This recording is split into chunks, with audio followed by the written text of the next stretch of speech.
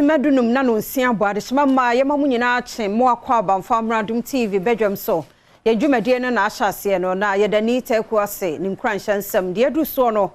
kase nsam no edoso ne todwa mu bi ya wo betini Ministry of Health Ghana Health Service one more enya nkwada enuro na ye de ebo won ho ban no de edikan ye de mu nsam no nkyeremu ebebremo asampa na ye Eshukufo ye wo hode sese fie nkunwa no wo so ade ko school ade ko sua de sansemi ne nsem bi na no pay me de bro Adom TV Badwam kase wo Facebook/Adom TV kase no wo say Go TV na wa channel 176 ene DSTV nso a channel 280 medidi afia amankwa tamaklo afia ni die mu tie seden sam no enkyeremu ankasa etie Bebo some ba kuni die nkwada nnuro ya ye de bo won pane de bi so won manumu na bo won ho ban free nyarewa hodo a wonya won krabremu no eho ko atwe anase ho ye na ewo manmu ena ni gisema o man yate ne se Health Ministry ni Ghana Health Service won mo anya nnuro no ne edi kan kra ye de ebebo won mo eho ban Adom TV kase etwaso. That has arrived. We are hoping that the rest will come in very soon. We are moving all the supplies to the regions and the facilities, and so by Monday morning there will be vaccines available for those who need it. The doses that are available is enough for at least a minimum of 6 weeks across the country, while the others are brought in. So we have enough doses to cover our need for the next 6 weeks. We are moving to the cold room, and the regional cold vans are waiting to pick them up and quickly send them to the regions and to the facilities, so that by Monday, as I said, we would start vaccinating all. These new vaccines are just going to help us do a catch-up to make sure that by the end of the year, all children who are supposed to be vaccinated are vaccinated. To akasiano so na yankonsam fofromo na school for year wasampa na ye DA cluster of schools ben apeguso ewo so jama mainstream appointment mu na wo mu ni school nkonya ntia ne so peso ohia de ye de fie nkonya yi obohu na bo kwabrane ko ho dese ya wo mo adi ko school ye wo mo haw school fo bi ene achechefo ne Adom TV kase edi nkomo yi X na yet class no so a heat and I am pack no so say for intimindo na blackboard no so yense mucho so na omo ho afi na ye pe projector so textbooks na no ba kunti se pese ya na yet group nti ya feel comfortable pe some textbooks ni be my dex hit says ya dia hit so chi nti ye hia fam eto so tutu obinum de ekunya fifie ba pacho ye ni JHS na your cousin so na hit ena blackboard nso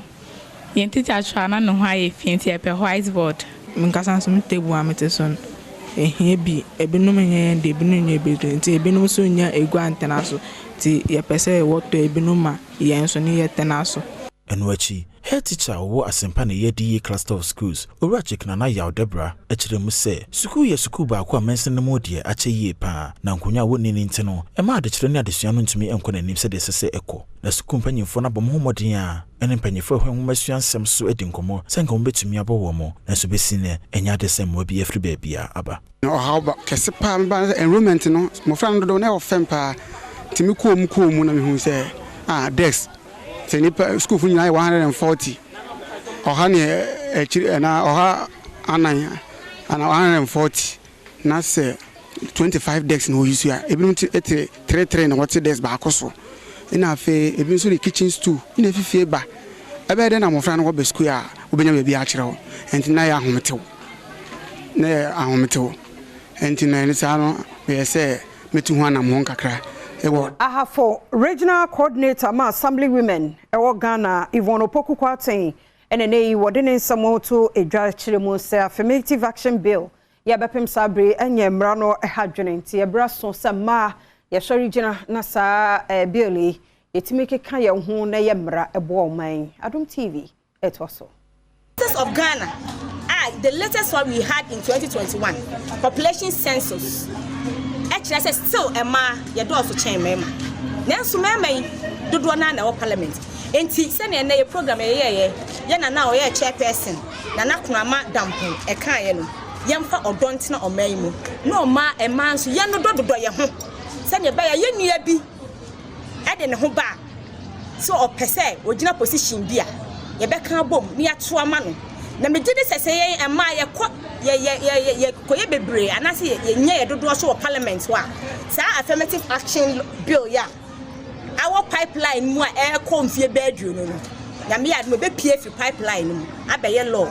I'm a Ghana man so, yen so, yen what I'm yen the brainy beer, ye preceding.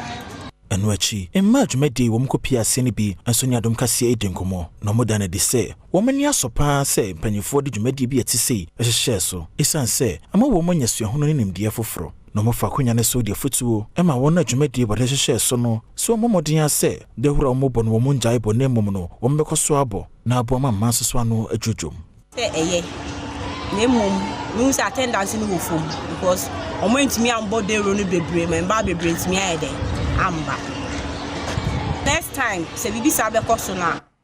Benfinchia aduonum edi 50 years and adishia ye war de gengam e wo pandai mensinimo e wo northern region wo munhu enyinama hoden da denso enei kane wo mrahye bedwani Matthew Nyindam adaromanti enne ekuro na nyankane Adom TV etwaso umbola tete to unakabe sa chatena ya no ningi umbola na duwa taki kurupa ninu dubaya no zuki ba ko umbola ngani banyi fama ngati mawo Enwachi mesni krache opandai owura atako fi manuo efa konya ne so de futuo e ma de hye wo den gangam nyina se wo momodin ase wo be ye adwumaden na kane mrahye bedwani anamo a watui wo mo ensua sanso no hye wo mo nkran se nkane ya sese won saken wo momodin ase wo mo light bill wo mbetwia na abo ma aban no edi ne dwuma yie sabato no bedru a na edi echemu yi eno kire se eba be sere mo se mo sumo mboae enti ya be sere krum penifo ya mamenam yunana mo ha yefi akwa ya be sere mo nkasa nkira afa ya MP kai no wo start free kabanwole all mati sa be se abedru ha police station baku enu ha ya tinwa awene eni nyina NDC na awene na mboa honorable Matthew edi bua mo no e wo digangan bola osawasa bingali nyina Matthew abatia no oyobi a no pese of ama mo no akobesa agina de ngange umbola tete to unakabe Kane Presiding Bishop da Methodist Church of Ghana your most reverend titles Kofi Awotre Pratt ene wode to edwase omei ye atosini woni mabumu titiu wono kware kamu na 25th anniversary ase ye Mamprobi South Circuit asore no wo mudi ye na sofpani de nsemi kwoto dwachiri mu se dwiri mudi ne keta ase hyanso amano kware krampo nso aboye nyina ebra so se wo se yetena se ne adwene so man emasa ne ma bi etwe ye san no etim se say adwene efri hu on say de akobasa ne say won wo mofra ye ni won sisi anum bebe na ye teenage mothers nti amo hu infaso a wo education mu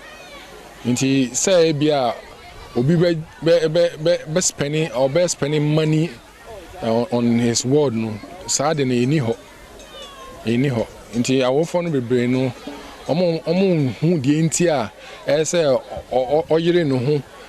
eboa ne ba ma ko nenim omo hu that thing Enwachi opanyipa wono eda asai grow organization no ano enso ka edito aso se empronyi sen ama no muso ho no nyina no ejina sika awofo no eni ene se de woma wonani enko woma no ehu na se ogusu ekasa no impanyefo gusu ade nhyehyeye egu akwema ebehwe na empronyi sen ama so ate sex education ɛsɛ enemu adekyerɛ na na adesua na ɛsɛ wo ma wo ma no wo hu eto de bia sebe oberema kro obebo din ne yama ne din foforo oba no ne vagina na ne bia ne yama ne din foforo nti abofra no enhye de nim oninim de emfa nnam ni ade nti bibi kakra bi ana obi ka bibi kakra kyerɛ ne pɛ na sakra na adwen na akofa saa ohawa eye mprewani nsen naba nti mesre awofo a wo mprempren wo hwɛ wo tie nyina no asa igro ya fato ye ho so se afi ekɔ ne mfi eda yanim no ye be sore na ya twemumume ede atia eye mprewanyi nsen Monfancha ye kane bishop presiding bishop da Methodist ye no ye nya nemum we no ye head teacher owo aboma ya DA basic school wo sojama mensin mu wo poye mantemu Anderson Nathan ene atichu bi e kasa ye fa mprewanyi nsen ye ne amane muso wo ho a wo msuso se ya wofo yenye ya sedienti ena ama nkwada no atrasa miento akase no so na yenko yensam foforo mu adehye ya womo ewo pani emisanso ene die womo ate den efise bre bi atwamu na wombambo mu nsamo no ne nkwaye kura nanso womo nuan mu bi ya konkofo aman so akeka won ho aboma ne street light ena won de abakro no mu adom kase etwoso ema kuno emu enye anyika ntina amananefo ana peninsafo abawo wiase afana nyina ye ntubase betikuo na ye de light abakuru nu na niema bi a sabio producer eni kuru nu no ye betimi agidituo na ye de abakuru nu mu enema de light be ye duisi ana aduoso de bakuru nu mu enu nyina chi no ye ko chip compound ho na omu nche de ni fridge am the best to munro e the fridge ko hodom eno achi ohina wo pani na misa edeto na de hye ne nyina nim se wonkoso anka wo humbom na na bi atise no wonyere won ho a enye wa wonka ku no na se wo mu a waye ho tese bi a ni wo mu a menwo mu mesere mo se munyina enne mikasa mekase so obi a fa no nwure ku no se benye sika nkwa na editi ku woni bi kura ma wa ho keka enma obi a wo bi hu se apaku no wo etie nyankopon ne to nipa nsem mo awo mu no ne ewunu e bia ye bia nso oso obeye bi sa na se eba se bentobo bi so ne mudi a obi a nkeka no ho na kakra wo so betumi bia no oso fa beye na fa bo a kuri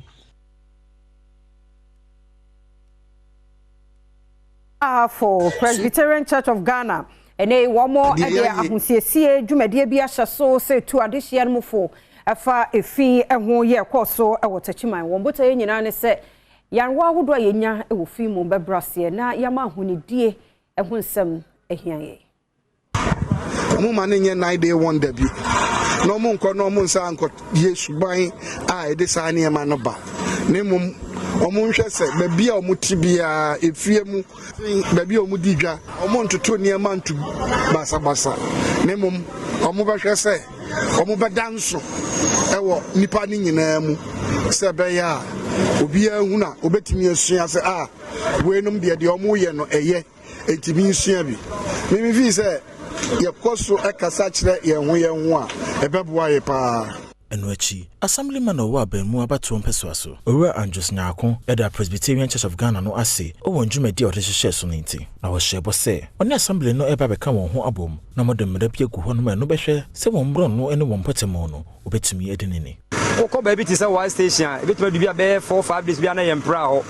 ni nyina ye se omo pra ya na ahokyere kakra ye den ewum drivers ni bitimi park in the car all of a sudden onyi na wura na choki car na de ase so that on pra na dwo anopa na omomma ndi tejuma so not market ho dodo no atim bedibia awa na dwo na ye free aye ko no na wura asan ba begu yenchi ndi afa ne yate sa task force ni se omunyina beboa se na be ya na dwofo no so bitimi de akompotu omu ho ndi na adaba fo no so gusu di nkomo aside se ya provide that means no any bucket ahoro e de be ma wo mu no omo so ne passengers ne nye de enkasa man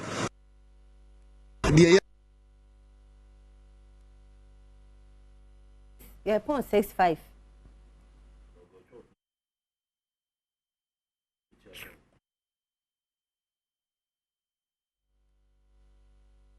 So na stakeholders ahodo ya womo abene wonimde apomodimu no wono hia ya womo dwendwen kwan ya befa so na ya de nhihye bi beto ho na womo a ewo kidney ho how ewo my Ghana mu no ye behwa aboa won pani a woda internal medicine department ewo ho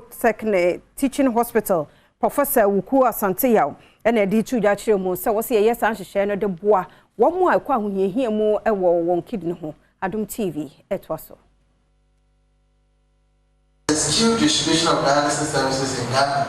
and like I said, Volta and OT, you can only get it in Volta. So you can imagine somebody from Keta has to come all the way here and go back. No. So we need to look at it, making it more accessible. Out-of-pocket payment for dialysis in Ghana, quite a big one. You have cost up to 500, and even some place 600 per session. And I've told you that we need 3 sessions a week. Ideal. So you let's use the 500 to calculate. So 1,500 a week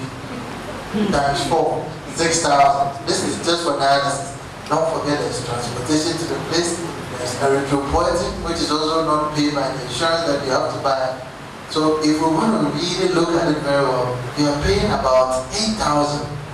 This is including chronic kidney disease. So it has to be at the policy level and disseminated downwards to all of us.